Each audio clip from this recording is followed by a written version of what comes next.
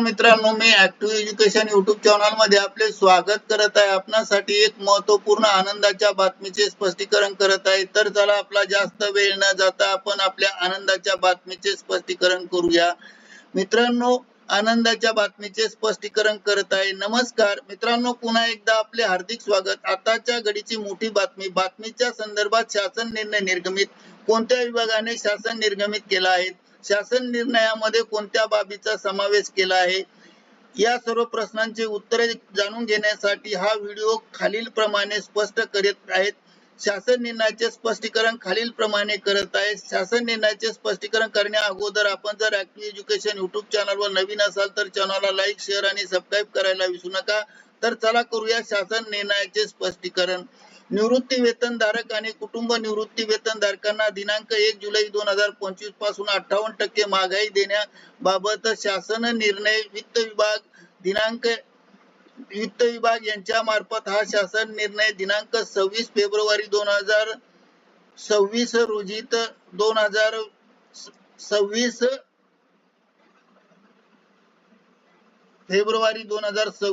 रोजी म्हणजे आजच निर्गमित झाला असून या शासन निर्णयामध्ये एक संदर्भ वाचा म्हणून देण्यात आला असून हा संदर्भ वित्त विभाग क्रमांक 2025 दिनांक 11 ऑगस्ट 2025 असून शासन निर्णयानुसार पुढील प्रमाणे आदेश देण्यात आला आहे की शासन निर्णय असा देण्यात आला आहे की राज्य शासकीय निवृत्ती वेतनधारक व कुटुंब निवृत्ती वेतनधारकांना त्यांच्या मूळ निवृत्ती वेतनधारक आणि कुटुंब निवृत्ती वेतनधारकाच्या एकूण रकमेवर दिनांक 1 जुलै 2025 पासून अनुदान महागाई भत्ता वाढीस दर 55% वरून 58% सुधारित करण्यात यावा। या संदर्भाने आज सदर महागाई भत्ता वाढीचा दिनांक 1 फेब्रुवारी 2026 पासून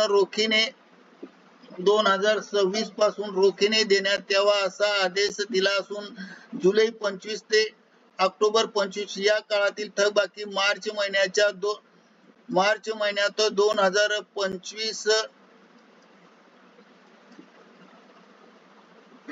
2026 या महिन्याच्या वेतनात रोखीने अदा करण्यात यावा आणि उर्वरित कालावधीचा थकबाकी स्वतंत्रपणे आदेश निर्गमित करून करण्यात येणार आहे।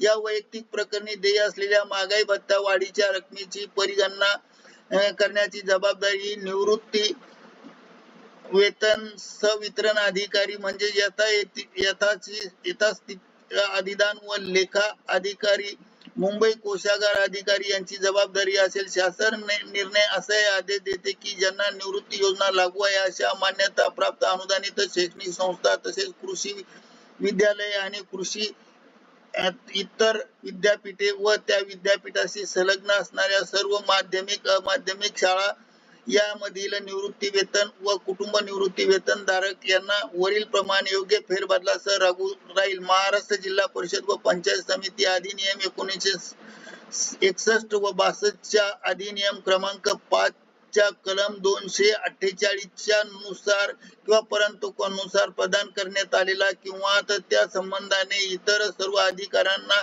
चा वापर करून असाही आदेश देण्यात येते की वरील सर्व जिल्हा परिषदांना निवृत्ती वेतन व कुटुंब निवृत्ती वेतनधारकांना लागू राहील।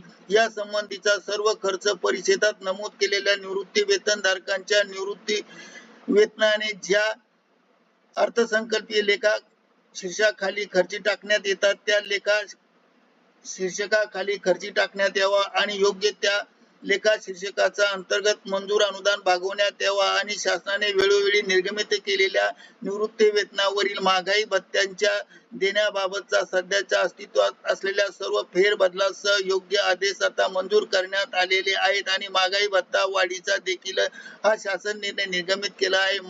प्रशासन हा महाराष्ट्र शासनाच्या वेबसाईटवर म्हणजेच प्रशासनाचा हा शासन निर्णय महाराष्ट्राच्या वेबसाईटवर उपलब्ध आहे। या शासन निर्णयाची लिंक आपल्या व्हिडिओच्या डिस्क्रिप्शन बॉक्स मध्ये देण्यात आली आहे, तेथून ओपन करून वाचू शकता। शासन निर्णयाची लिंक ही पांढऱ्या अक्षराने दिसते आहे, ही लिंक आहे। करिता ऍक्टिव्ह एज्युकेशन युट्यूब चॅनलने हा व्हिडिओ आपल्या माहितीस तो व्हायरल केला आहे। धन्यवाद, थँक यू व्हेरी मच।